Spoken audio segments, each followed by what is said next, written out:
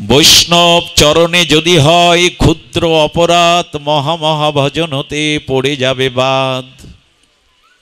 সামান্য মহৎ অপরাধ আপনাকে ভগবানের দুয়ার থেকে অসুর কুলে জন্মাতে পারে। আবার বিপরীতে দেখুন মহৎ কৃপা হলে কি হয়, এখানে যারা বিশ্বাস নিয়ে, হৃদয় নিয়ে, অনুরাগ নিয়ে, উৎকণ্ঠা নিয়ে আজও যারা এখানে আসে, আমার মনে হয় নিস্তব্ধতায় কান পাতলে আজও প্রভু সুন্দরের নাম তার হৃদয়ে ভেসে আসবেই। এখন দেখছেন হিন্দু মিডিয়া চ্যানেলটি সাবস্ক্রাইব করুন। মই শ্রী শ্রী ঝুলন লীলার এই পরম হিল্লোল পরমানন্দ অমৃতক্ষণে যে স্থানে আজ আমরা উপনীত হয়েছি, এই স্থান ধাম মহিমার তত্ত্বে পরিপূর্ণ। এটি শ্রীঅঙ্গন শ্রীধাম শ্রী শ্রী হরিপুরুষ জগৎবন্ধু মহা উদ্ধরণ সুন্দরের লীলা নিকেতন। এখানের প্রত্যেকটি ধূলিকণা আপনাকে আমাকে এই অনাদি বহির্মুখ জগৎ সংসার হতে ভগবতমুখী করার সামর্থ্য রাখে। এখানের প্রতিটি বৃক্ষরাজি লতা ভক্তিদানে সমর্থ। বন্ধু সুন্দরের পরম বিলাসময় রাসময় আনন্দময় লীলাস্থলীর এখানের বাতাস গায়ে লাগলে তার অনন্ত জন্মের অবিদ্যা দুর্বৃত হয়ে প্রেম জেগে যায়।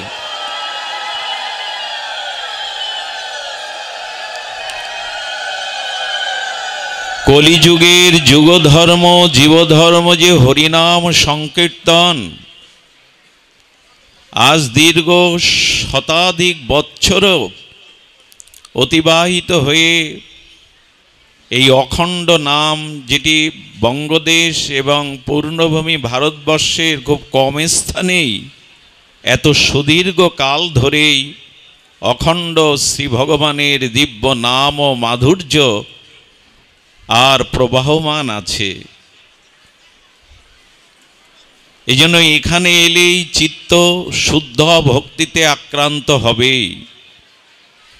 সেই শ্রীধাম শ্রী অঙ্গনে শ্রাবণ বৈকালিক শ্রীমন্দির শ্রী অঙ্গনে আমরা উপনীত হয়েছি। আজ একটি বিশেষ তিথি, বিরহ বা স্মরণ তিথি উপলক্ষে।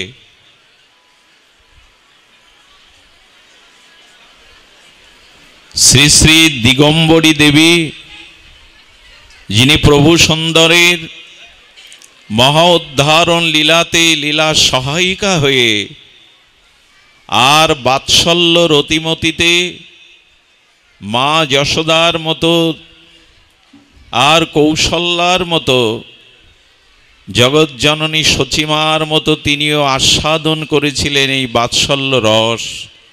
জগৎকে কোলে করে, বন্ধু সুন্দরকে কোলে করে। তারই বিরহ তিথি স্মরণ তিথিতে শ্রাবণ শুক্লা শ্রী শ্রী ঝুলন রহলীলার এই মহামহেন্দ্রক্ষণী শ্রী অঙ্গনে ভাগবতীয় ভক্তি পূর্বে হরিকথার শুভারম্ভে অস্মাদীয় পরমারাধ্য শ্রীগুরুপাদ পদ্মে পরাধ্য কোটি দণ্ডবত প্রণতি। এই শ্রীঅঙ্গনের মহানাম সম্প্রদায়ের যিনি পরম আচার্য প্রবর প্রাতঃস্মরণীয় নিত্য বন্দনীয় চরণ শ্রীশিল কান্তিবন্ধ দাস ব্রহ্মচারীর চরণ বন্দনা করে তার একান্ত করুণা কণা প্রার্থনা করছি। ইতিপূর্বে যিনি আজকের এই মহান বিরহ তিথির স্মরণ তিথির উপলক্ষে শ্রী শ্রী দিগম্বরী দেবীর দিব্য চরিতবালা, তার দিব্য জীবন, তার বিশুদ্ধ বাৎসল্য প্রীতি ভক্তি প্রভু সুন্দরের উপরে বিভিন্ন দৃষ্টান্ত দিয়ে সেই দিগম্বরী দেবীর স্মৃতিকে মন্থন করে করে আমাদের হৃদয়ে স্থাপন করে জানাচ্ছিলেন কিভাবে ভগবানকে সেবা করতে হয়, কিভাবে বাৎসল্য রসের আস্বাদন আর আস্বাদিত হন। সেই পরম বিষয় বলছিলেন শ্রীমৎ অনন্ত বন্ধু ব্রহ্মচারী তৎসহ শ্রীঅঙ্গনের শ্রীধামের বন্ধু ব্রহ্মচারী প্রণম্য সুহৃদ স্নেহাশীর যারা আছেন বয়স ভেদে, সকলকে সশ্রদ্ধ দণ্ডবৎ প্রণতি জ্ঞাপন পূর্বক আজ আমরা যেহেতু বিরহ তিথি, সেজন্য আমরা ভক্ত ভগবানের সেব্য সেবক তত্ত্বের যে সম্বন্ধ কিঞ্চিত আস্বাদনে ব্রতী হব।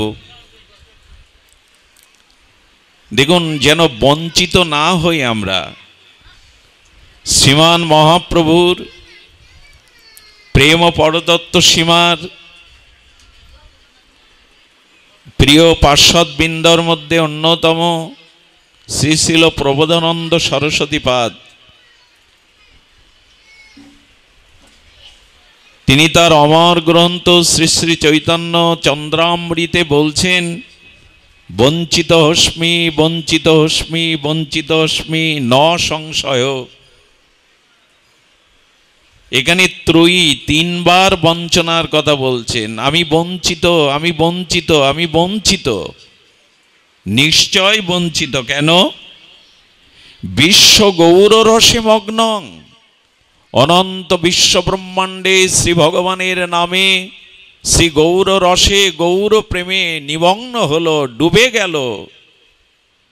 স্পর্শ অপি মম ন ভবেৎ, শুধু আমার হৃদয়ে স্পর্শ করল না। এই লীলা, এই প্রেম, এই রস শুধু আমার চিত্ত স্পর্শ করল না।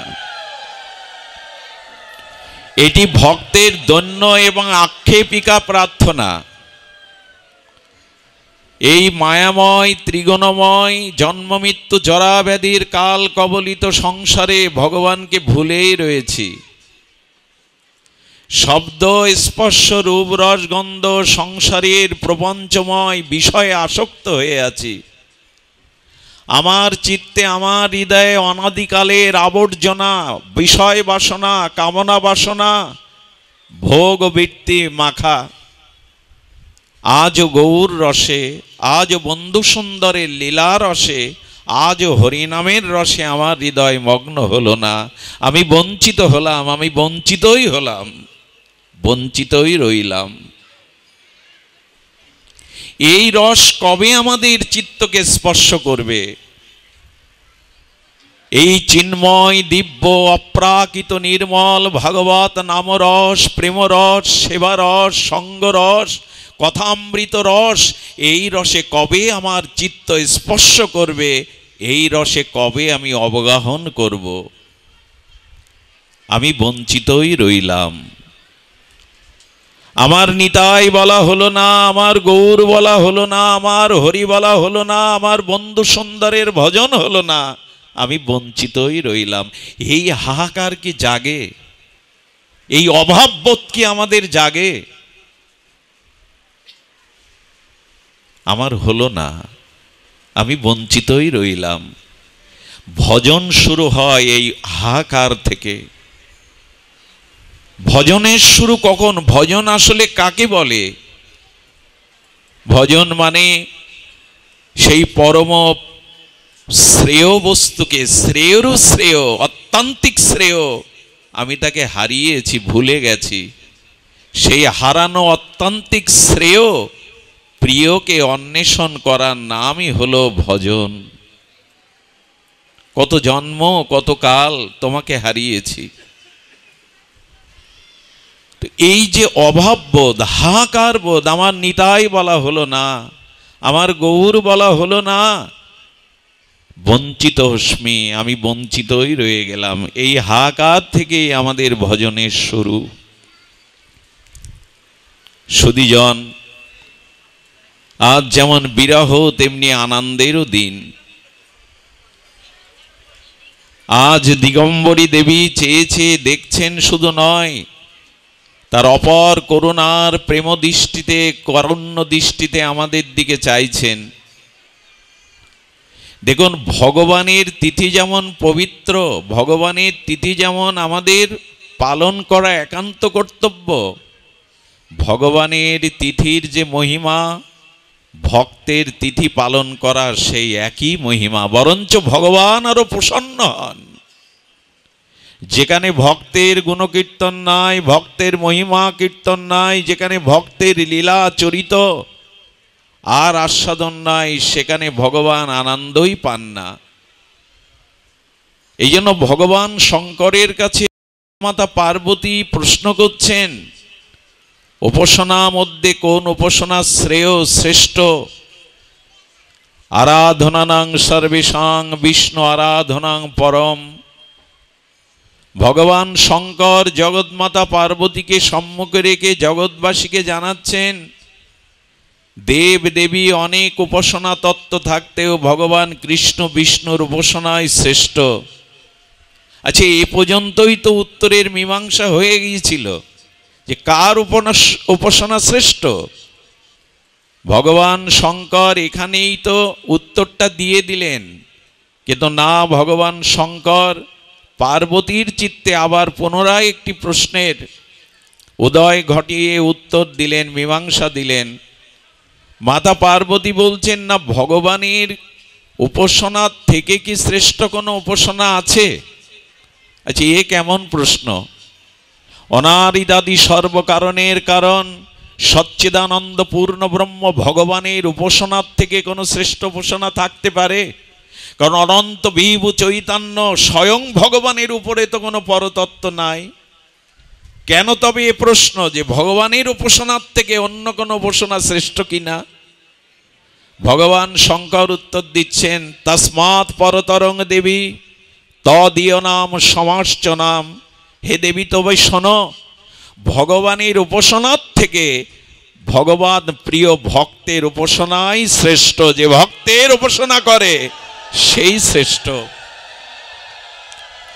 আজ যদি হরিপুরুষ বন্ধু সুন্দরের করুণা আমরা কেউ পেতে চাই, তাহলে তার প্রিয় ভক্তের এই তিথিকে বহুমানন করতে হবে, স্মরণ করতে হবে। ভক্তের তিথি পালন করলে, ভক্তের মহিমা গুণকীর্তন যশকীর্তন করলে ভগবান নিজের থেকে প্রসন্ন হয়ে তার প্রতি কৃপা করেন। এই জন্য আজকের এই বিরহ তিথি আমাদের জন্য একটি মহামহেন্দ্রক্ষণ, শ্রী হরিপুরুষের কৃপা প্রাপ্তির দিন, আর আমাদের দিগম্বরী দেবীর করুণা আশিস প্রাপ্তির দিন।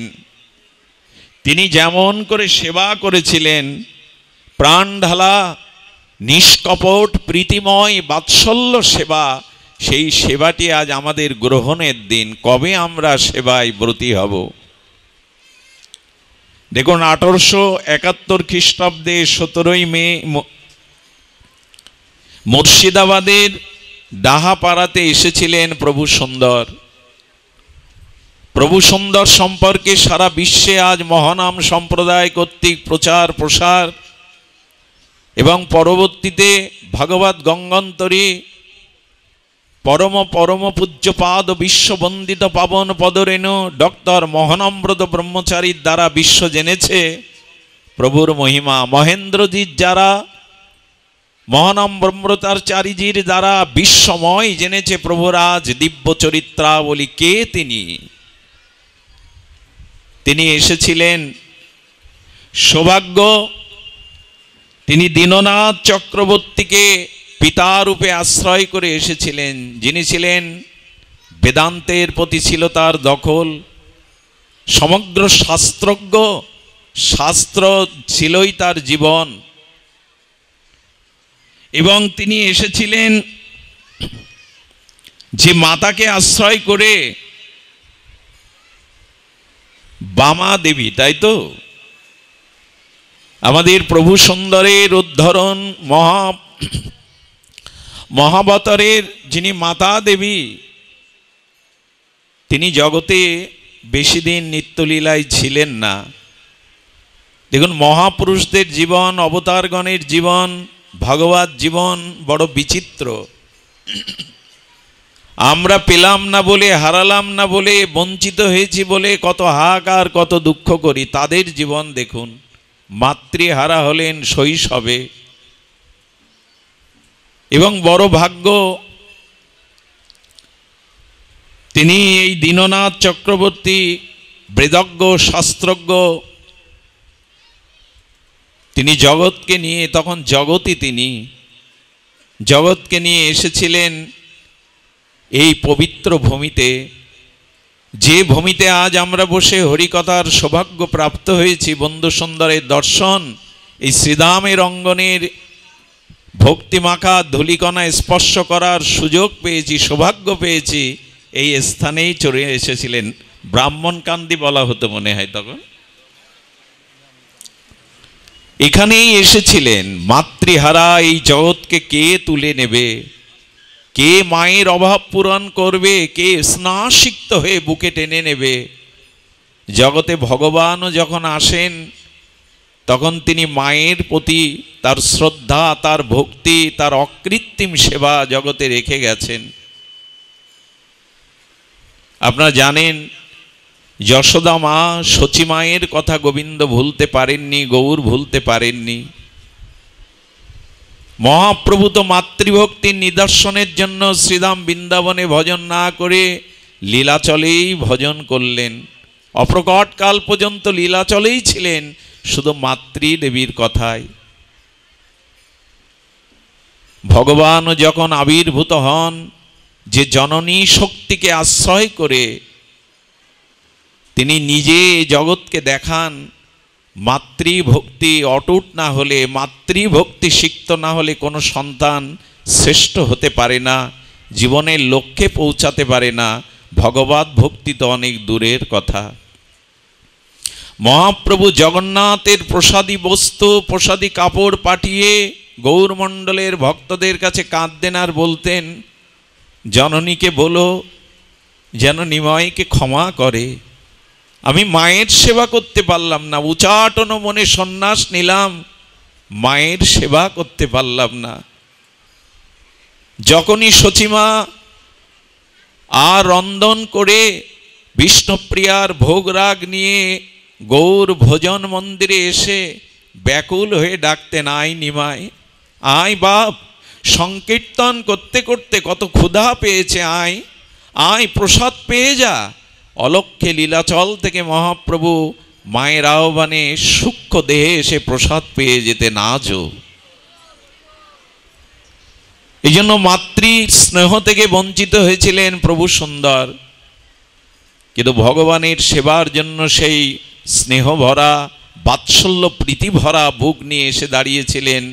আজকে যার স্মরণ তিথি, বিরহ তিথি, তিরোধান তিথি, সেই প্রাতঃস্মরণীয়, আমাদের সকলের বন্দনীয়, যিনি শ্রী ভগবানকেই পুত্র স্নেহে, বাৎসল্য প্রেমে আর নিষ্কিঞ্চন সেবা দিয়ে নিজে ধন্য হয়েছেন, জগৎকে ধন্য করেছেন, আমাদের এই দিগম্বরী দেবী।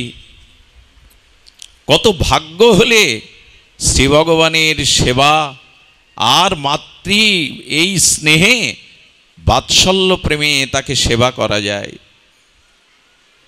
সুধীবৃন্দ, এই সেবার বিষয়ে একটি কথা আমি আপনাদের বলবো, কেন ভগবানের সেবা করতে হয়, কেন আমরা তাকে স্মরণ করছি। ঈশ্বর স্বরূপ ভক্ত তার অধিষ্ঠান। কবিরাজ কৃষ্ণ গোস্বামী বলছেন, এই শ্লোকটির উপরে কিঞ্চিত আলোচনা, খুব ধ্যান দিন। ঈশ্বর স্বরূপ ভক্ত তার অধিষ্ঠান, ভক্তের হৃদয়ে কৃষ্ণের সতত বিশ্রাম। কবিরাজ কৃষ্ণ গোস্বামী এই দার্শনিক আচার্যের চৈতন্য চরিতামৃতের এই পয়ারটির উপরে আমাদের দার্শনিক আচার্যরা যেভাবে ব্যাখ্যা করেছেন, অভূতপূর্ব। ঈশ্বর স্বরূপ ভক্ত শব্দটির দিকে ধ্যান দিন, তার অধিষ্ঠান। ঈশ্বরের যে স্বরূপ, সাম্যক স্বরূপ, সেই স্বরূপ হলেন, সেই স্বরূপের অধিষ্ঠানই হলো ভক্ত। ঈশ্বর স্বরূপই ভক্ত। একটু ব্যাখ্যা করা প্রয়োজন। অনেকেই ভগবান এই বিষয় নিয়ে আমাদের মাথা ঘুলিয়ে যায়, আমরা সিদ্ধান্তহীনতায় ভুগি। তুলসীদাস গোস্বামী রামচরিত মানসে বলছেন, ভক্ত ভক্তি ভগবন্ত গুরু, চতুর নাম বপু এক, ইনকো চরণ বন্দিয়ে নাশত বিঘ্ন অনেক। ধ্যান দিন শব্দের দিকে। ভক্ত, ভক্তি, ভগবান, গুরু, নাম চারটি কিন্তু তত্ত্ব এক, ভিন্ন নয়। এরা তত্ত্ব তো একই, এরা সন্দিনী শক্তির একই শক্তি। ভক্ত, ভক্তি, ভগবান, গুরু, নাম চারটি কিন্তু তত্ত্ব তো এরা এক। এদের চরণ যারা বন্দনা করে, এদের চরণে যারা শরণাগতি হয়, তাদের এই জীবনে জন্ম মৃত্যু জরাব্যাধির বিঘ্ন ঘুচে গিয়ে প্রেম প্রাপ্তি হয়। এদের চরণ বন্দনা করো। এই জন্য শুধু ভগবানের নয়, ভক্ত, ভক্তি, ভগবান, গুরু এ তত্ত্ব এক, এতে ভেদ করতে যাবেন না। যদিও সেব্য সেবক তত্ত্ব আছে, তাহলে আজ যে দিগম্বরী দেবীর স্মরণ যারা করছেন, তারা পরোক্ষভাবে ভগবানকেই, ভগবানের কৃপাকেই আজ আমরা প্রাপ্তির বা উপায় জানতে পারি। কারণ আমাদের বিঘ্ন নাশ এই চারের স্মরণ নিলে। এখানে বলছেন যে ঈশ্বর স্বরূপ ভক্ত, অর্থাৎ ভক্তের স্বরূপে ঈশ্বরই বিরাজিত, তার অধিষ্ঠান। ভক্তের হৃদয়ে সদা কৃষ্ণের বিশ্রাম। কি করে বিশ্রাম হয় আর কি করে ভক্তের স্বরূপ কৃষ্ণ অধিষ্ঠান হন, একটি দৃষ্টান্ত দ্বারা মহাজন বলছেন। দেখুন, আপনি যখন ভগবানের নাম রূপ লীলা বা সাক্ষাৎ ভগবানের সেবায় ব্রতী হবেন, সেবা মানে প্রিয়ের সুখ সন্নিধানে আত্মসুখ বিবর্জিত আর প্রিয় পরমের সুখ বিধানের নামই হলো সেবা। সেবা মানে অন্য কিছু নয়, সেবা মানে প্রিয়ের অত্যান্তিক সুখ বিধান। আমি যে সেবাটি করছি, এই সেবার মূল তত্ত্বই হলো আনন্দ। তিনি আনন্দ পাচ্ছেন, তো এই আনন্দ দান করাই হলো সেবা। সেবার মূল হলো সুখ বিধান, আনন্দ বিধান। তো ভক্ত যখন ভগবানের নাম রূপ লীলা সেবায় নিমজ্জিত হয়ে যায়, প্রাণ সমর্পিত করে দেয়, তখন ওই ভগবানের সেবা করতে করতে, ভজন করতে করতে ভক্তের স্বরূপটাই ভগবানের স্বরূপে রূপ নেয়।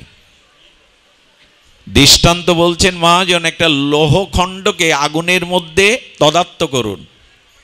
একটি লৌহখণ্ডকে জ্বলন্ত অগ্নির মধ্যে কিছুক্ষণ রেখে দিন। ওই লৌহখণ্ডটি অগ্নির সংস্পর্শে তদত্তপ্রাপ্ত হয়, কিছুক্ষণ পরে দেখবে লোহার মধ্যেই আগুনের স্বরূপ প্রকাশ হয়ে গেছে, যায় কিনা? লোহাটাই তখন অগ্নির স্বরূপ প্রকাশ হয়েছে।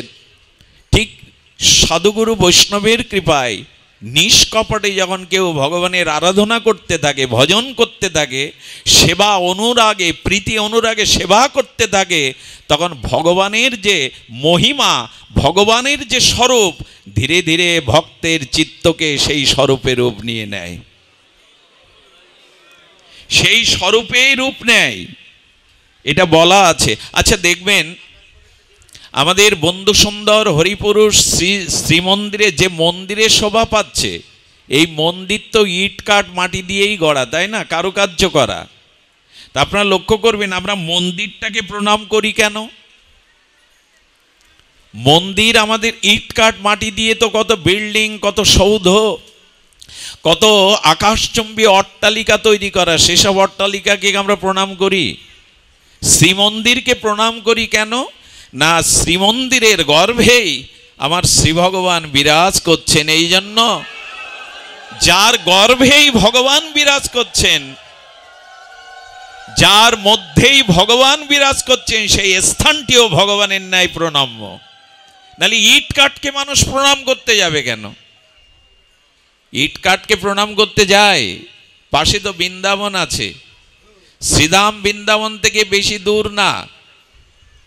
পৃথিবীর সপ্তম আশ্চর্য কি যেন আগ্রায়? তাজমহল।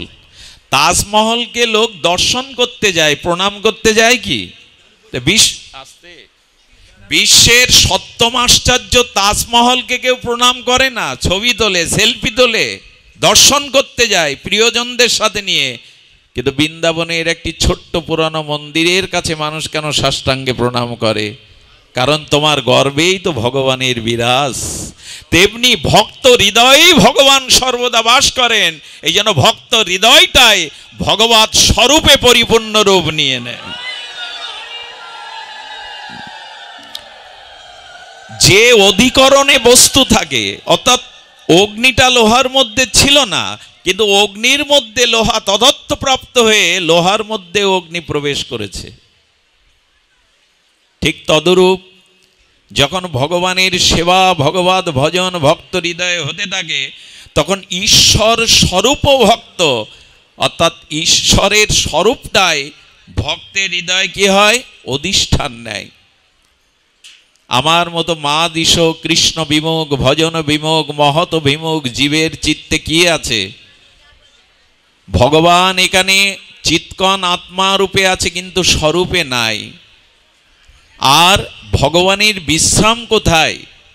একটু অভূতপূর্ব এখানে বিষয় সংযোজন করেছেন। দেখুন, ভক্তদের অধিকরণে ভগবান একেবারে একাত্মপ্রাপ্ত হয়ে যান, তদাত্মপ্রাপ্ত হয়ে যান, এই জন্য ঈশ্বর স্বরূপী ভক্ত। আহা, কি করে বোঝাই বলুন তো? এত বড় শব্দ যোজনা করেছেন কবিরাজ কৃষ্ণ গোস্বামী, এই দার্শনিক আচার্য।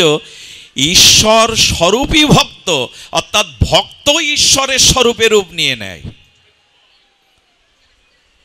এই জন্য যে আমার পূজা করে সে আমার ভক্ত না, যে আমার ভক্তের পূজা করে সেই শ্রেষ্ঠ ভক্ত। যে আমাকে সম্মান করে সে আমার ভক্ত নয়, যে আমার ভক্তকে বহুমানন সম্মান করে সেই আমার ভক্ত। এই জন্য অধিকরণে প্রগাঢ় প্রীতির দ্বারা তদত্ত প্রাপ্ত হয়ে যান। আমরা একথা বলতে পারি, আজ দিবঙ্গরী দেবীর যদি চরণে প্রণাম করি, আরাধনা করি, স্মরণ করি, তার দিব্য চরিত লীলাবলী যদি শ্রবণ করি, তাহলে আজ বন্ধু সুন্দর হরিপুরুষ তার আরাধনার থেকে বেশি সন্তুষ্ট হয়ে কৃপা করবেন আপনাকে। কারণ তার হৃদয়ের স্বরূপে তিনি অবস্থান করতেন। ভগবানের সেবা কি সহজে হয় গো? সহজে পাওয়া যায় না। ওনাকে থামান, ওনাকে থামান, ওখানে বসে থামান, এটা বোঝেও না। জয় শ্রী রাধে। তো এই জন্য শাস্ত্র বলছেন, শ্রীমন্দিরে যেমন ইষ্টদেব অবস্থান করেন,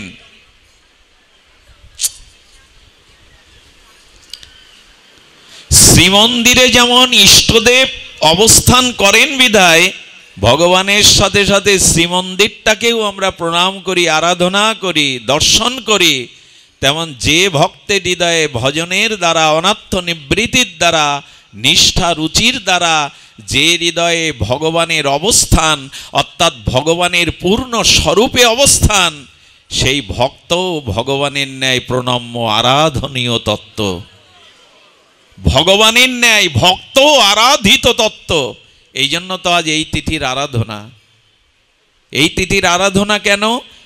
কারণ ভক্তের হৃদয়ে ভগবান। আচ্ছা, এখানে একটি অপূর্ব শব্দ যোজনা করেছেন এই পয়ারে, ভক্তের হৃদয়ে কৃষ্ণের সতত বিশ্রাম।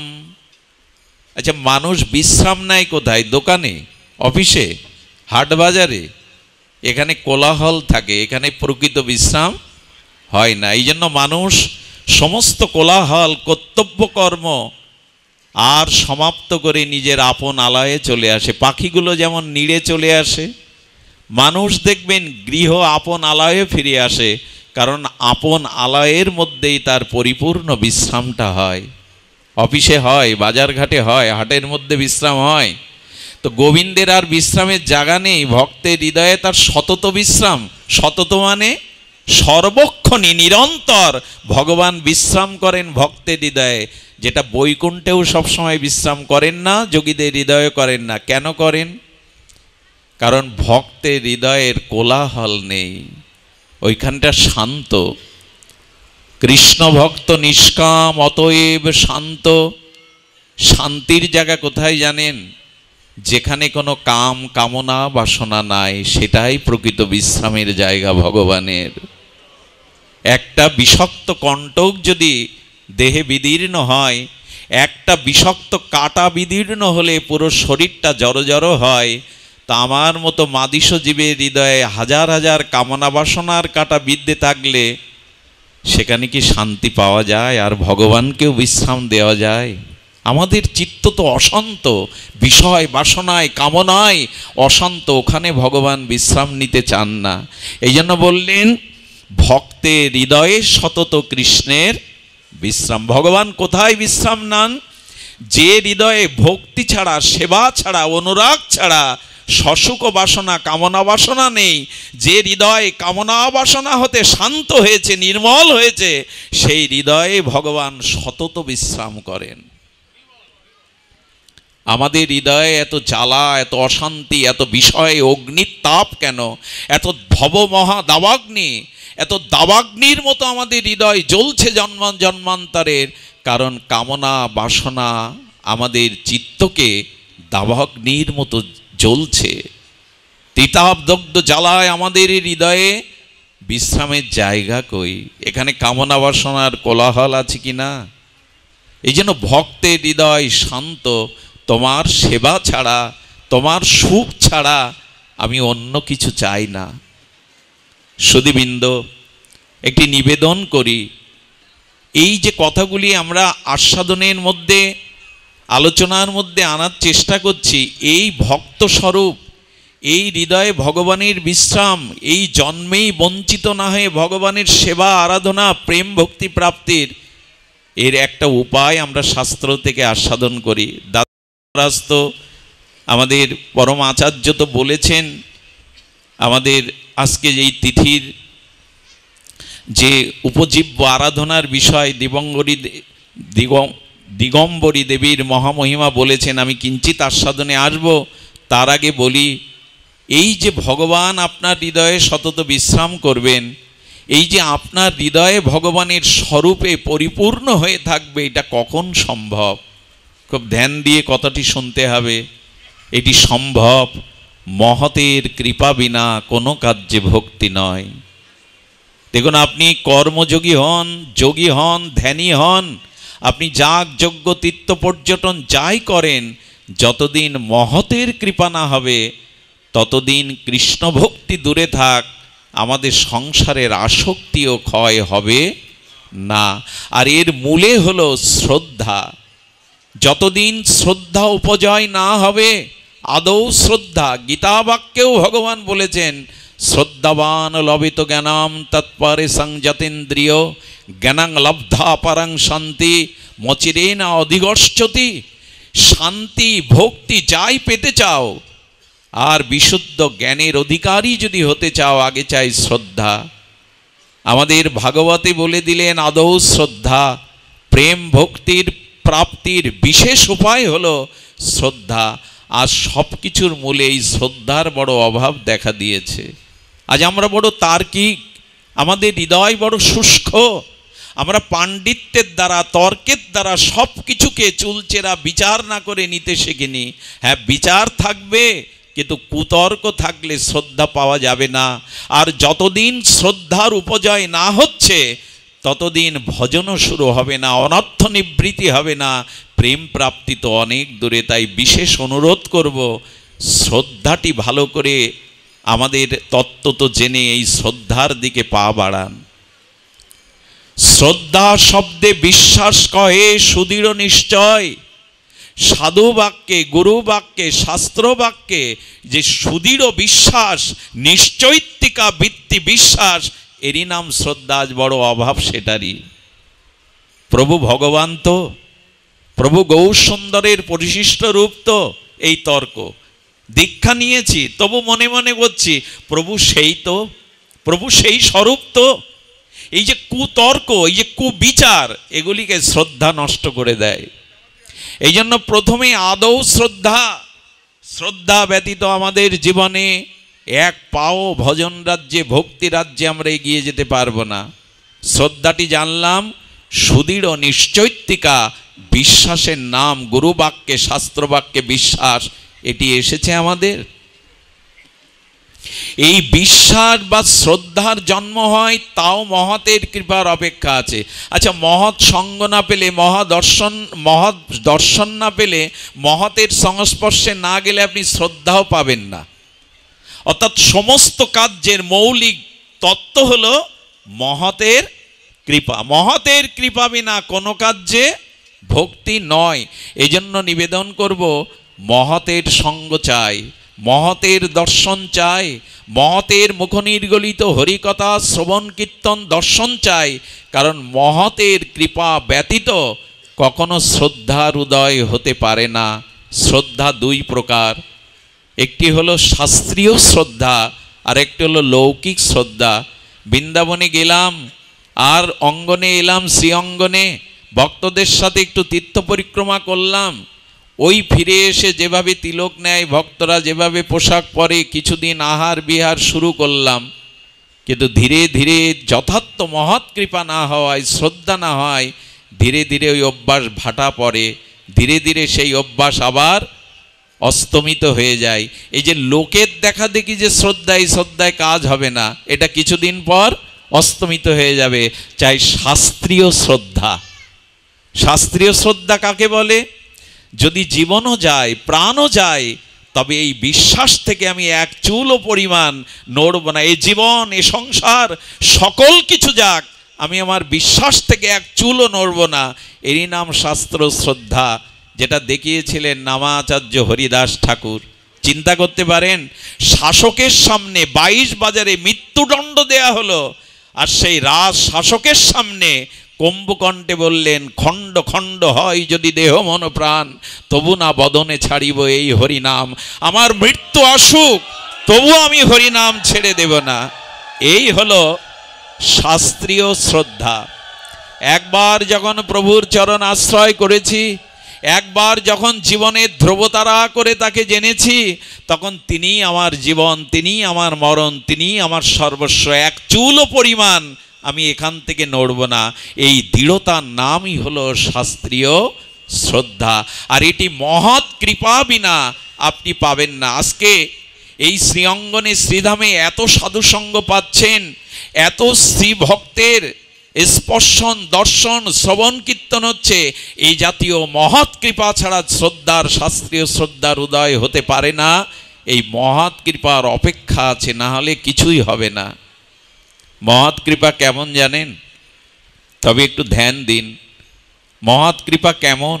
আহা, আপনারা জানেন যে বৈকুণ্ঠের দুয়ারি জয় বিজয়, আর এরাও মহতের চরণে অপরাধ করলো। সনক, সনন্দ, সনাতন, সনত কুমার, এই শান্ত ভক্তের চরণে অপরাধ। আচ্ছা, যারা বৈকুণ্ঠের দুয়ারি তারা সাধারণ, যাদের সামনে ব্রহ্মা অনুমতি নিয়ে ভগবানের চরণ দর্শনে যায়।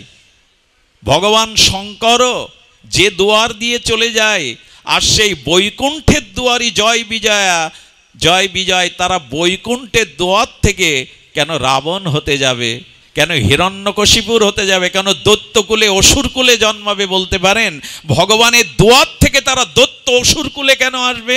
এর মূল কারণ মহৎ চরণে অপরাধ হয়ে গেল। ভগবানও তাদের রাখলেন না, কারণ মহৎ চরণে অপরাধ এত বিঘাতক। ভগবানের দুয়ার থেকে তারা দৈত্য হয়ে জগতে এলো।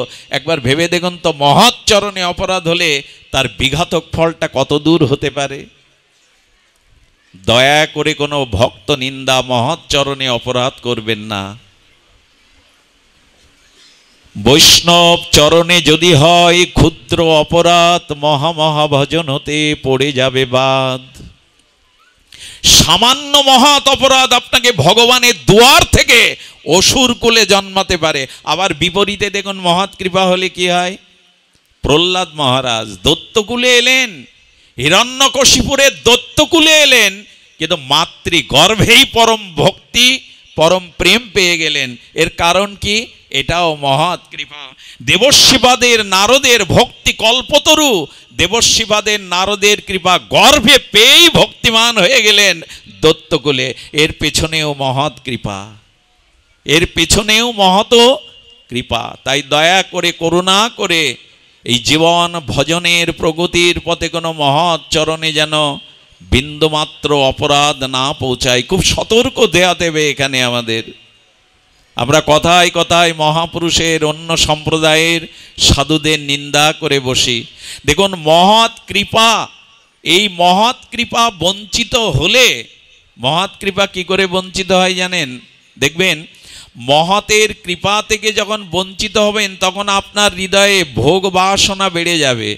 আপনার চিত্তে গোবিন্দ উন্মুখ না হয়ে বিষয় সাংসারিক উন্মুখ বাসনা যত বেড়ে যাবে, জানবেন মহৎ চরণে আপনার অপরাধ হচ্ছে। এই জন্য ভজন করে দীক্ষা নিয়েও আপনার ভিতরে ভোগ বাসনা, বিষয় উন্মুখ ভাবনা যাচ্ছে, কোনো না কোনোভাবে মহতের চরণে আপনার অপরাধ হচ্ছে।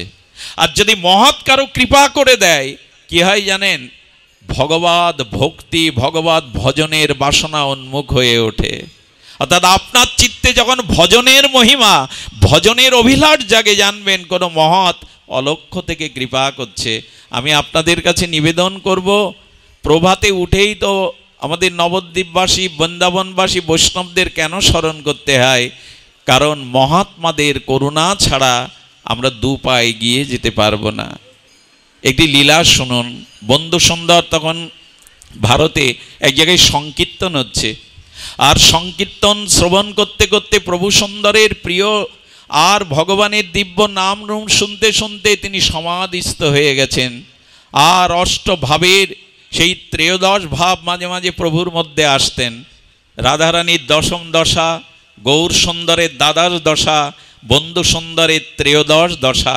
সেই ত্রয়োদশ দশায় যখন উনি নামে প্রেমে মূর্ছিত হয়ে পড়ে গেছেন, সঙ্গে সঙ্গে কি হয়েছে দেখুন, মহৎ কৃপার কি ফল। মূর্ছিত হয়ে পড়ে গেলে ওখানে এক ডাক্তারবাবু দাঁড়িয়েছিলেন, খুব ধ্যান দিয়ে শুনুন। ডাক্তারবাবু বলছেন, ও অনেক দেখছে এগুলো মির্গির রোগ। আমরা যেমন আমাদের কূট বিচার দিয়ে ভাবি, আর এগুলো মির্গির রোগ। সবাই ডাক্তারকে বলছে, প্রভুকে একটু দেখুন না। প্রভুর অঙ্গে যখন হাত দিয়েছে দেখছে তার নাড়ির স্পন্দন নেই। ত্রয়োদশ দশা কি সাধারণ গো? এটা কি যুক্তি দিয়ে বোঝানো যাবে? এ জগতে তিনি আর নাই। তিনি সেই নিত্য বিভাবিত চিত্তে আর সমাধিস্থ হয়ে নিগূঢ় প্রেম বিলাসে তিনি ভেসে গেছেন। ডাক্তার ভয়ে আর হাত দিচ্ছে না, কিন্তু কি হলো জানেন? সদীবৃন্দ যখনই ওনার অঙ্গে একবার বলছেন, এনাকে আমি দেখতে পারবো না, তো নারীর স্পন্দন নেই, নিঃশ্বাস নেই। কিন্তু কি হলো জানেন? দ্বিতীয়বার আর বলবার সাহস পেলেন না, এনার মির্গির লোক। কারণ ওই যে একবার স্পর্শ করেছে বন্ধু সুন্দরকে, তাতে তার হৃদয়ের মধ্যে এত করুণা সঞ্চারিত হয়েছে, তিনি আবার মনে করছেন আর একবার যদি স্পর্শ করতে পারি। আমার মধ্যে এমন ভাব হচ্ছে কেন? আমি তো অনেককেই স্পর্শ করেছি, কই এমন তো কোনোদিন হয়নি গো। আমার ভেতরটা এমন হচ্ছে কেন? সেই দিন ওই একবার স্পর্শ করলেন, তাতে বাড়ি ফিরে গিয়ে তিনি আর বেশি দিন ডাক্তারি করতে পারেননি, জানেন? প্রভুর চরণে গিয়ে নিজেকে সমর্পণ করে দিয়েছিলেন। প্রভু হৃদয়ের চিকিৎসা হয়নি, তোমার চরণে চলে এসেছি। মহৎ যদি করুণার দৃষ্টি দিয়ে দেয়, সেই করুণার দৃষ্টিতে অনন্ত জন্মের ভজন সাধনে যা না পাওয়া যায়, সেই প্রাপ্তি হওয়া যায়। এই মহৎ কৃপায় আমাদের সম্বল, প্রেম ভক্তি বলুন, সংসার বিষয় বাসনা নাশ বলুন, সব মূলে মহৎ কৃপা। আমার মাঝে মাঝে কি মনে হয় জানেন?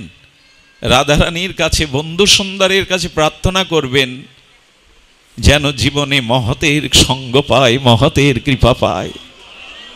তোমাকে পায় আর না পাই সে ভাগ্য আমার হয়তো নাই, কিন্তু তোমার কৃপায় যেন কোনো মহতের সঙ্গ পায়, মহতের কৃপা পায়। মহতের কৃপাতেই এই প্রেম ভক্তির উদয়। আর যদি অপরাধ হয় তবে বৈকুণ্ঠের দুয়ারি হলেও অসুর কোলে আসতে হবে, পতন স্খলন হতে হবে। আর যদি মহতের করুণা হয় তো মাতৃ গর্ভেই প্রেম ভক্তি পাওয়া যায় প্রহ্লাদের মতো। এটা মহৎ কৃপা সাপেক্ষ। সুধীজন, এই জন্য প্রভু যেখানে যেখানে গেছেন, আপনাদের মনে আছে প্রভু এই যখন এই শ্রীঅঙ্গনে তিনি এসেছেন, সাঁওতালদের, ডোমদের কাছে গেছেন, প্রভু জাতির বিচার করেননি। আজ এই জাত নিয়ে, ভেদাভেদ নিয়েই আমাদের ভক্তি জগৎটাও কেমন কোলাহল উঠেছে। বন্ধু সুন্দরের লীলা দেখুন, অকাতরে পাপনার সংকীর্তনে, যখন সংকীর্তন রসরাজময় প্রেম ভক্তির দানে অকাতর পতিত পাবন হয়ে সাঁওতাল ডোম দলিতদের মধ্যে গেছেন, প্রভুকে পেয়ে তারা পরমানন্দে মনে করেছে, প্রভু কোথায় বসতে দেব, কোথায় তোমার আসন দেব? তুমি এই পতিতদের, যাদের ছায়াকেও মারায় না, তুমি তাদের কাছে এসেছো। কলিযুগ ধন্য কেন জানেন? কলিযুগ ধন্য এই জন্য আমরা পতিত হতে পারি, স্খলিত হতে পারি। আর পতিতের যাওয়ার একটাই জায়গা, পতিত পাবনের কাছে ছাড়া পতিত যাবে কোথায়? পতিতের তো একটাই জায়গা, পতিতের একটাই জায়গা পতিত পাবনের কাছে। তো পতিত পাবন কে? আর পতিত পাবন রূপে বন্ধু সুন্দর এসেছেন, নিতাই সুন্দর এসেছেন। আর কি বললেন জানো? আমি বুঝেছি, পতিত হলেও তুমি পতিত পাবনের কাছে আসছো না, এটাও অলসতা। তবে শুনে রাখো, পতিত পাবন অবতারে যখন এসেছি, তোমরা না এসো, আমি তোমাদের দুয়ারে যাব, আমি তোমাদের কাছে যাব। আজকে এই ধ্যানমগ্ন এই ত্রয়োদশ দশার সেই পরম রাসবিলাসের আজ তিনি দলিত সম্প্রদায়ের দ্বারে দ্বারে গেছেন। আপনারা শুনলে অবাক হবেন, এক পতিতাকেও প্রভু কৃপা করেছিলেন। আত্মার পাতিত্ব ধর্ম ছিল, আত্মার স্খলন ছিল না, তিনি কৃপা করেছিলেন। বন্ধু সুন্দরের একটি উপদেশ আমি আপনাদের হাত জোড় করে বলি, মায়েদের বলি, বাবাদের বলি। বন্ধু সুন্দর হরিপুরুষ খুব সতর্ক থাকতেন। এই কলিযুগে ভজনের বাধা, ভজনের অন্তরায়, ভজনের আমাদের অনর্থ একটি মাত্র এই, উনি বলেছিলেন, পরস্ত্রীকে সর্বদা মাতৃজ্ঞানে দেখো, কারণ অকারণে পরস্ত্রীকে স্পর্শ করবে না। আশ্চর্য হতে হয়, মন্দাদরী দেখতে এসছেন যে কে আমার স্বামীকে বধ করলো। সেই রঘুপতি রাজবলোচন রামচন্দ্রের কথা অনেক শুনেছি। দ্রৌপদী পালকির থেকে যখন লাভলেন, দ্রৌপদী নয়, ভুল হচ্ছে, মন্দাদরী, সেই মন্দাদরীর ছায়াটা রামের গায়ে পড়েছিল। রঘুপতি মর্যাদা পুরুষোত্তম মন্দাদরীকে প্রণাম করে বললেন, হে মাতো, ভুল ক্রমে আপনার ছায়াটা আমার অঙ্গে এসে পড়েছে। মন্দাদরী চোখে জল এনে বলেছিল, যার স্বামী সীতাকে হরণ করলো জগৎজননীকে, তার প্রতি আমার ছায়া দেখে আমাকে মা বলে প্রণাম করছে। বন্ধু সুন্দর বারবার বলতেন, বন্ধু সুন্দর একবার শ্রীধাম বৃন্দাবনে, আর তিনি রামদাসকে বলছেন, তাকে সারিকা বলে ডাকতেন, রাধিকা নাম ছিল তো, রাধা নাম প্রভু উচ্চারণ করতেন না। প্রেমময়ীর হৃদয়ে, প্রেমময়ী তো তার শ্রীগুরু, সেই গুরু নাম উচ্চারণ করতেন না, রাধা নাম উচ্চারণ করতেন না, তাই সারিকা বলতেন। দেখুন প্রভু সুন্দরের কি শিক্ষা। কুঞ্জভঙ্গ গাইতে গিয়ে, কুঞ্জভঙ্গ গাইতে গিয়ে রামদাস বাবাজি খুব কষ্ট হতে, মানে রাধা মাধবকে কুঞ্জভঙ্গ করাবে, এই লীলা বিলাস থেকে ভঙ্গ করাতে বড় কষ্ট হতেন। তাই পদের যে খাতাটা ছিল, এই খাতাটা ছুঁড়ে প্রভুর আসনে ছুঁড়ে দিয়েছে, আমি কুঞ্জভঙ্গ গাইতে পারবো না। কিছুক্ষণ পর বন্ধু সুন্দর আর প্রেমেও দৃষ্টিতে চেয়ে বলছেন, ও সারিকা, তুমি ফেলে দিলে কাকে? ওর মধ্যে যে অক্ষর আছে, ওই অক্ষর স্বরূপে তো তিনি, অক্ষরে ব্যথা লাগলো না, তিনি ব্যথা পেলেন না। অর্থাৎ নামীর মধ্যেই, শব্দের মধ্যেই যে নামী, এটা বন্ধু সুন্দর জানিয়ে দিলেন। নামের মধ্যেই তো অভিন্ন স্বরূপে নামী আছে। আজকাল যাগ যজ্ঞের লিফলেটগুলো দেখবেন ধুলায় পড়ে থাকে, ড্রেনে পড়ে থাকে। হরে কৃষ্ণ নামের লিফলেটগুলো রাস্তায় রোদ্দুরে ধুলাবালিতে শুকাতে থাকে। পারবেন তো আমার সন্তানকে কেউ যদি ড্রেনে ফেলে রাখে, ধুলায় ফেলে রাখে, মেনে নিতে পারবো? বড় বাবাজি মহারাজ যেখানে যেখানে এই নাম পড়ে থাকতে দেখতেন, ধুলা থেকে তুলে বুকে করে কাঁদতেন, ওরে নামী যে নামের মধ্যে, নামকে অবহেলা করতে নেই। খাতাটা ছুড়ে দিয়েছেন। বন্ধু সুন্দর কষ্ট পেয়ে বললেন, কাকে আঘাত দিলি রে? আঘাত তো নামই পেল, কারণ নামের মধ্যেই তো নামী বিরাজ করেন। কি অনুভূতি ছিল তার! তো ওই সময় ভিড়ের মধ্যে বলছেন রামদাস, কোনো রমণী স্পর্শ যেন না হয়, ভালো করে দেখে রেখো। কি বলবো, দুর্ঘটনাক্রমে একটি রমণীর স্পর্শ বন্ধু সুন্দরের এই দিব্য শ্রীঅঙ্গে লেগে যাওয়ার পরে তিনি কাটা কবুতরের মতো অনেকক্ষণ ছটপট করেছিলেন, এই না হলে দিব্য পুরুষ। অথচ তিনি এই মাতৃস্নেহে দিগম্বরী দেবীর সেবা নিজে হাতে নিয়েছিলেন। আমি বলতে চেয়েছি, মাতৃভাব না আসা পর্যন্ত যেন কোনো পরস্ত্রীকে স্পর্শ না করে। এটি ভজনের মহিমা, বন্ধু সুন্দরীর উপদেশ। আজ জগৎ প্লাবিত হয়ে গেল এই বাহ্যিক বাসনা, দৃষ্টিশুদ্ধতা না আসায়। এই জন্য পরপুরুষ পরস্ত্রীর প্রতি বন্ধু সুন্দর সাবধান থাকতে বলেছেন। অস্খলিত ভজন নিষ্ঠার জন্য বলেছেন, এই অপরাধ যেন আমাদের মধ্যে সংগঠিত না হয়। বন্ধু সুন্দর রাধারানী, তার মাঝে মাঝে আগেকার দিনের পুরনো দিনের ধর্মীয় যাত্রা হতো, আপনারা জানতেন, পালাগান হতো। একবার নদীতে যেতে যেতে কয়েকটি বালক হা রাধে হা রাধে হা রাধে বলে যখন কীর্তন করছেন, এই রাধা নাম বন্ধু সুন্দরের কানে আসার সাথে সাথে ভাবাবিষ্ট হয়ে তিনি জলেই পড়ে গেলেন। বলতে পারেন এক নামে কি জাতীয় মাধুর্য থাকলে যেই রাধা নাম কানে গেল, বন্ধু সুন্দর ধীরে ধীরে আর সেই ত্রয়োদশ দশায় যেন মূর্ছিত হয়ে জলেই পড়ে গেলেন, নদীতেই পড়ে গেলেন। নদী থেকে ভক্তগণ তুলে তার নিথর দেহটা অনেকক্ষণ পর সেবা করতে করতে চেতনা ফিরেছিল। এক নামে যার এই দশা হয়, নামের প্রতি কই আমাদের তো হলো না? গলদস্রু আসে নাম নিতে নিতে।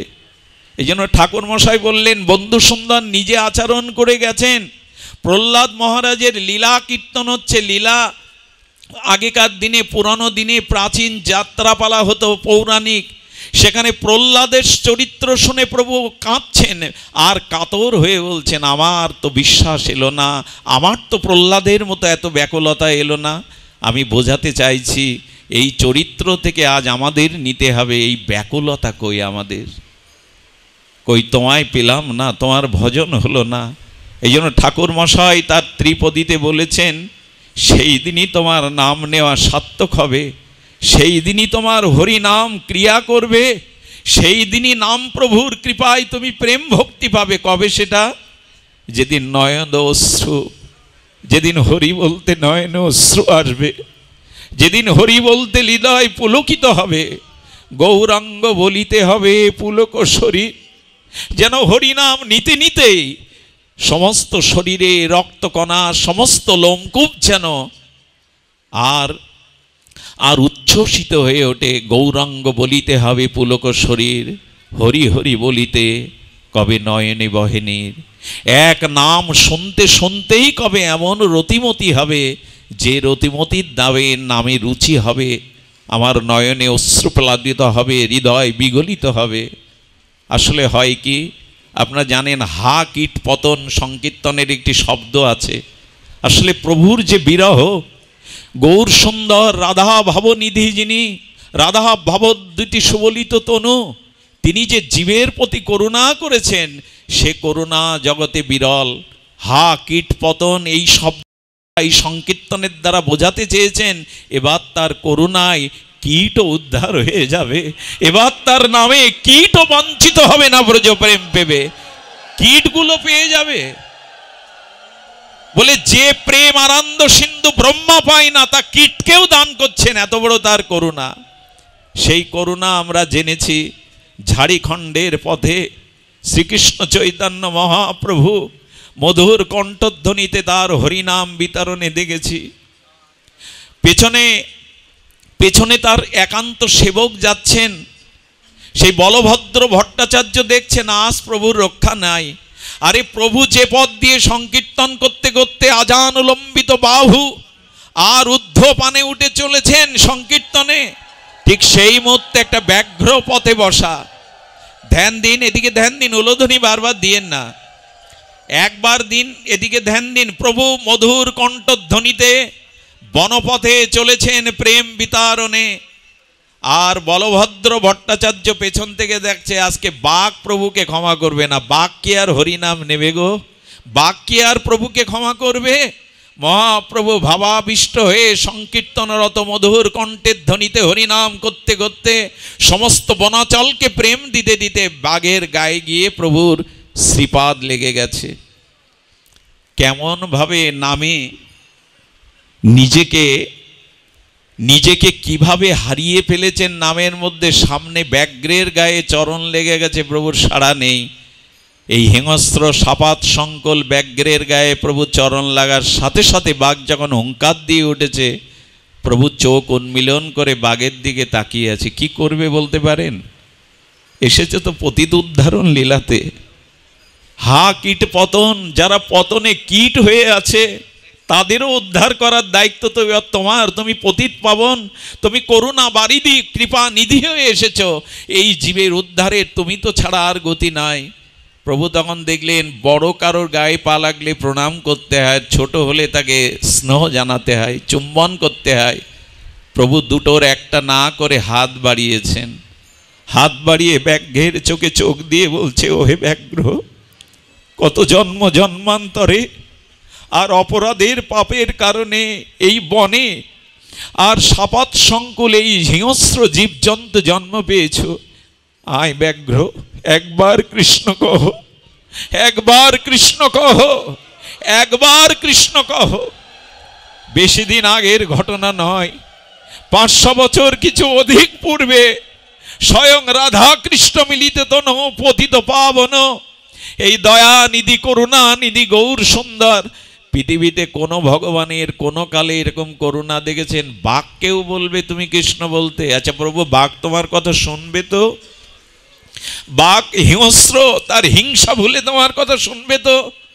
ব্যাঘ্রটি মহাপ্রভুর নয়নে নয়ন দিয়ে মুহূর্তের মধ্যে গৌর কৃপায় চরণ কৃপায় ভুলে গেছে যে আমি ব্যাঘ্র, আমি হিংস্র প্রাণী।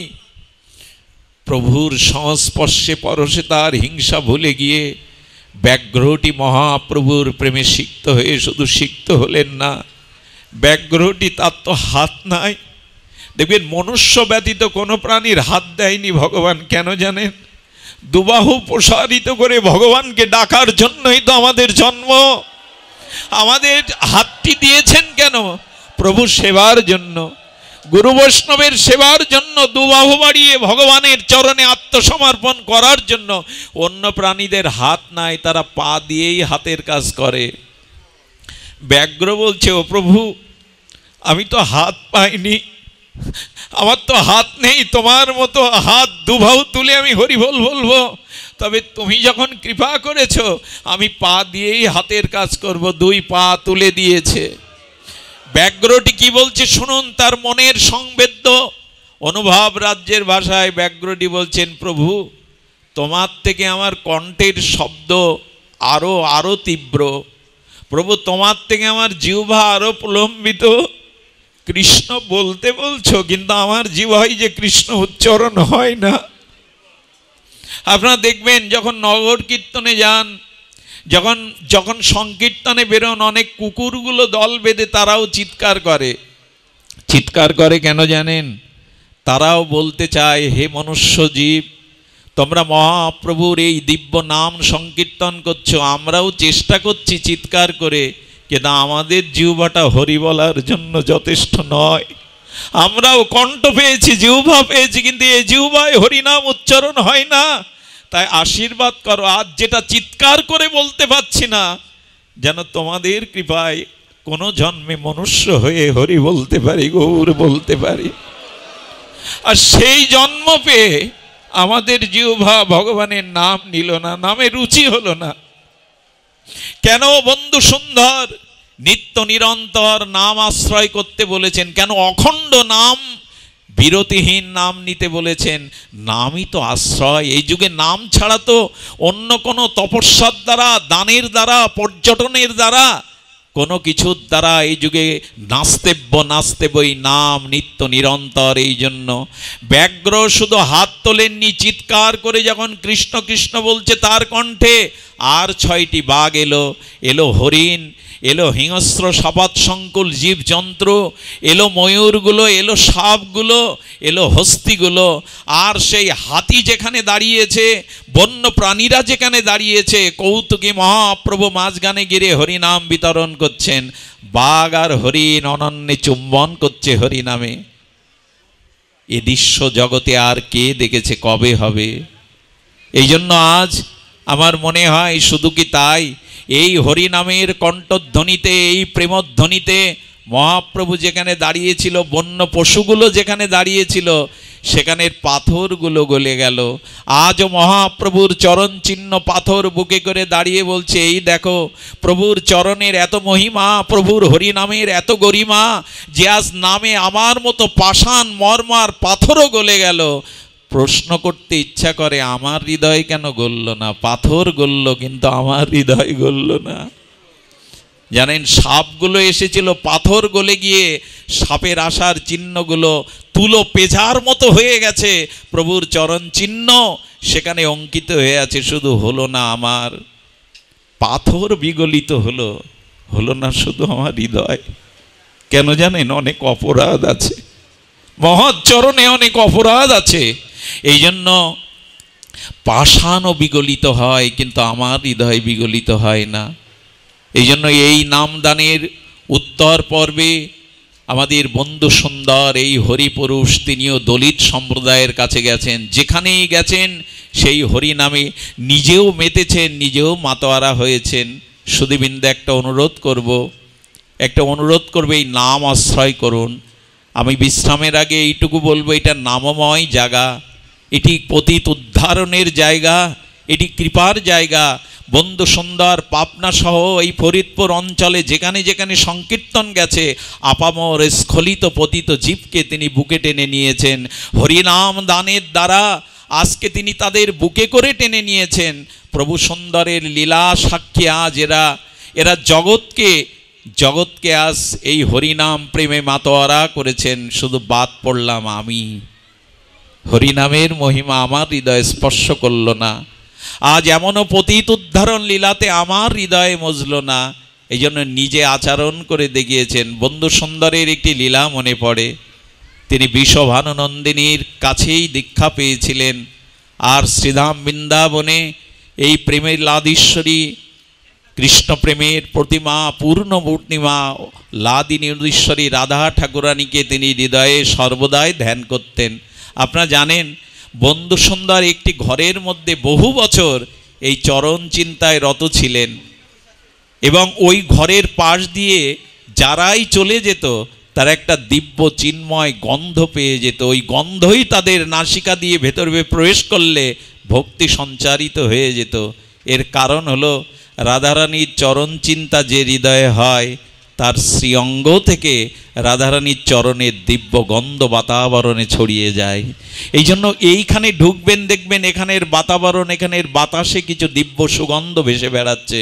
কারণ আজও প্রভু সাক্ষাৎ এইখানেই তার দিব্য চিন্ময় অবস্থান। এখানে যারা বিশ্বাস নিয়ে, হৃদয় নিয়ে, অনুরাগ নিয়ে, উৎকণ্ঠা নিয়ে আজও যারা এখানে আসে, আমার মনে হয় নিস্তব্ধতায় কান পাতলে আজও প্রভু সুন্দরের নাম তার হৃদয়ে ভেসে আসবেই, তার হৃদয়ে এই নাম ভেসে আসবেই। এই জন্য শতত ভক্তের হৃদয়ে আমাদের যেন বিশ্রাম হয়। সুধীবৃন্দ, আমি অন্তিমে এইটুকু বলবো যে মহতের কৃপার দ্বারা, নামাশ্রয়ের দ্বারা আর অনার্থগুলো দূরে সরিয়ে আমরাও আজ সংকল্প নেই, শপথ নেই, এ জন্মেই যেন তোমার চরণে রতি হয়, এ জন্মেই যেন নামে রুচি হয়, এ জন্মেই যেন সাধুগুরু বৈষ্ণবের চরণে আমাদের আসক্তি জন্মায়। আজকে দিগম্বরী দেবী তিনি দেখছেন, আজ আনন্দে তার চিত্ত ভরে গেছে। ভগবানের সেবা যিনি নিজ হাতে করেছেন, তিনি কি একবার বলতে পারেন দিগম্বরী দিদি এই আমাদের পরম আরাধনীয়, উনি আজ কোথায়? নিত্য লীলা থেকেই তিনি এসেছিলেন, আবার নিত্য লীলায় প্রভু তাকে বিশ্রাম দিয়েছেন। এনারা তার লীলা শক্তি, এনারা তার লীলা সঙ্গ নিয়ে এসেছিলেন। প্রভু যখন আসেন তখন তার পার্শ্বদগণদেরও নিয়ে আসেন।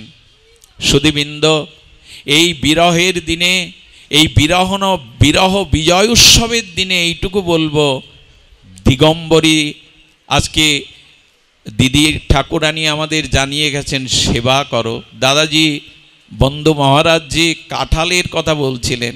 গাছে একটা কাঁঠাল পেকেছে, তাতে সেই কাঁঠালের আস্বাদনের জন্য বারবার প্রতীক্ষা করছে কখন জগৎ আসবে। জগৎকে এই যে প্রিয় বস্তুগুলো যেন তাকে সেবার মন জাগে। সেবা তো সাধারণ নয়, সাক্ষাৎ ভগবান বাৎসল্য প্রেমে যার হাতে সেবা নিয়েছেন তার গতি কি হতে পারে। ছোট্ট দুটো দৃষ্টান্ত দিয়েই পাঠ বিশ্রাম করি। পুতনা যদি বিষ খাওয়ানোর ছলে, হত্যার ছলে গোবিন্দকে কোলে নিলে তার যদি ধাত্রীগতি হয়, দিগম্বরী দিদির গতি কোথায় একবার চিন্তা করে দেখুন। যে পুতনা শ্রীগোবিন্দকে মাতৃরূপে বিষ খাইয়ে হত্যা করতে গেল, তাকেও যদি গোবিন্দ ধাত্রীগতি দিয়ে দেয়, বৈকুণ্ঠে মাতৃগতি দিয়ে দেয়, দিগম্বরী দিদি যিনি পরম বাৎসল্য স্নেহে সেবা করেছেন বন্ধু সুন্দরকে, তার গতি কোথায় বাবা? তার গতি কোথায়? এই জন্য নিবেদন করব, সেবা চাই। আচ্ছা, সেবা কি বন্ধ হয়েছে তার? আজও নিত্য লীলাতে তিনি জগৎ সুন্দরকে সেবা দিয়ে যাচ্ছেন। সেবা এক জন্মের নয়, তার কারণ হলো নিতাইয়ের চরণ সত্য, তার সেবকও নিত্য। আপনি ভালো করে জানুন, এইটুকু হৃদয়ে ধ্যান দিয়ে শুনুন, নিতাইয়ের চরণ যেমন সত্য, গৌরের চরণ যেমন সত্য, হরিপুরুষ বন্ধু সুন্দরের, জগৎ বন্ধু সুন্দরের চরণ যেমন সত্য, তাকে যারা সেবা করে তারাও জন্ম জন্মান্তরের সত্য, তারাও চিরদিনের, এক জন্মের নয়। যারা তার চরণ সেবা করে তারাও তার নিত্য। এই জন্য দিগম্বরী এই দিদি ঠাকুরানীকে বন্ধু সুন্দর তার নিত্য লীলায় নিত্য বিলাসে নিয়ে আজও তিনি সেখানে সেবা করছেন। একটা কথা বলি, যশোদার বুকের দুধ ফোরায় না, আর নিত্য গোলক বৃন্দাবনে কৃষ্ণ যশোদার কোলে ওই দুধই চিরকালই পান করেন, ওখানে কৃষ্ণ বড় হয় না। কারণ নিত্যলীলা নিত্যই, নিত্যলীলা কোথাও না কোনো ভূখণ্ডে নিত্যলীলায় আজও আস্বাদন হচ্ছে। তাই ভগবানের সেবা করতে করতে এই শরীরটা যখন নিত্য চিন্ময় হয়ে যাবে, নাম প্রভাবে, সেবা প্রভাবে, শ্রী গুরুদেবের অশেষ বিশেষ ভজনের দ্বারা এই শরীরটা যখন চিন্ময় প্রাপ্ত হবে, আরে মীরার শরীর তো গিরিধারী লালের সাথে মিশেই গেল। দেখুন, ভজন করতে করতে শরীর এত চিন্ময় হয়ে যায়, ওই যে বললাম, ওই চিন্ময় শরীর তার গিরিধারী লালার সাথে চিরদিনের মতো লীন হয়ে গেল। দিগম্বরী দিদি এই নিত্য সেবিকা, বাৎসল্য সেবিকা, তিনি নিত্য লীলায় আজও সুন্দরকে এখানেই সেবা দিচ্ছেন। এই নিত্য আমাদের চোখ নাই, আমাদের ওই প্রেমদৃষ্টি নাই, এই জন্য দেখতে পাচ্ছি না, তবে তিনি আছেন, তবে তিনি সেবা দিচ্ছেন। আপনাদের কাছে সর্বশেষে এই অনুরোধ করে যায় যে এই বিরহের দিনে আমাদের বিরহ কই? আমরা যে তাকে হারিয়েছি এই মাটিতেই, এই লীলা নিকেতনেই, এই শ্রীঅঙ্গনেই আজও হয়তো সেই তার সেবা, সেই তার সাহচর্য, তার লীলা আজও এখানে আছে, কিন্তু বিরহ চাই। বিরহটা কাকে বলে? বিরহটা হলো বিশেষ রূপে তাকে স্মরণ করা। আজ আমরা আসুন সেই মনে মনে আর সেই বাৎসল্য প্রেমময়ী দিগম্বরী দিদিকে স্মরণ করি, মাতাজির চরণে প্রণত জানিয়ে বলি, এ জন্মে তোমার কৃপায় যেন আমরা একটু সেবা, একটু সুখবিধান আমরা করতে পারি প্রিয় পরমকে। সেবা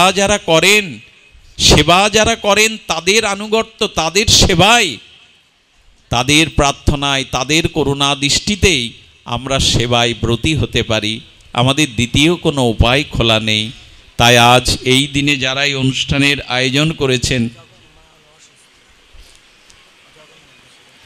জগন্নাথ দাসের মা চায়না রানী দাসী মারাত্মক রোগে আক্রান্ত, রাধা মাধবের কাছে প্রার্থনা জানবেন। আমাদের মকসেদপুরের কার্তিক বাবা, তিনিও শারীরিক অসুস্থ, তার জন্য সকলে মিলে প্রার্থনা করবেন।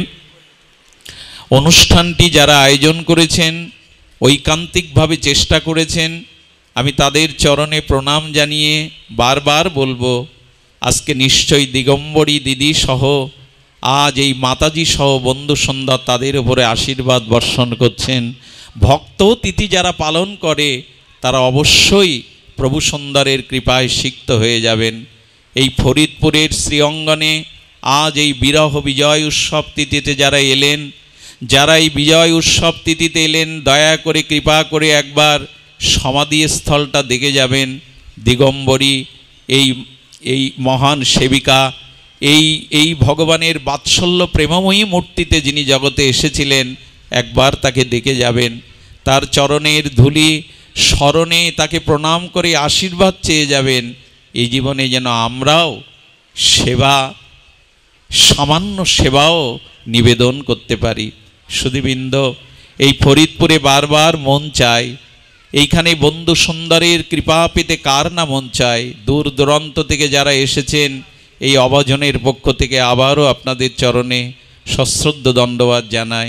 ভাগবত এবং হরিকথামৃত দ্বারা আপনাদের হৃদয়ে প্রেম সিঞ্চন করবার ন্যূনতম যোগ্যতা নাই, তবু আজকের তিথিতে অসুস্থ শরীর নিয়ে আপনাদের চরণ আসতে পেরেছি। বন্ধু সুন্দরের এই পূত পবিত্র শ্রীধামের অঙ্গনের বাতাস শ্রী অঙ্গে লাগাতে পেরেছি। আপনাদের মতো শুদ্ধ মহাত্মা অনুরাগী ভক্তদের দর্শনে স্পর্শনের পরম সৌভাগ্য পেয়েছি। এটাই বা মানুষ্য জীবনের সবথেকে বড় পাওয়া হয়ে থাক। আপনাদের সকলের চরণে প্রণতি জানিয়ে, সকলের পরম মঙ্গল প্রার্থনা করে আজকের মতো আমার হরিকথার এখানেই বিশ্রাম রাখছি। জয় জগৎবন্ধু সুন্দর কি, জয় শ্রীরাম শ্রী অঙ্গন কি, জয় দিগম্বরী দিদির বিরহ তিথি কি, জয় সমাগত ভক্তমণ্ডলী কি, জয় শ্রী গুরু প্রেমানন্দে গৌর হরি বল।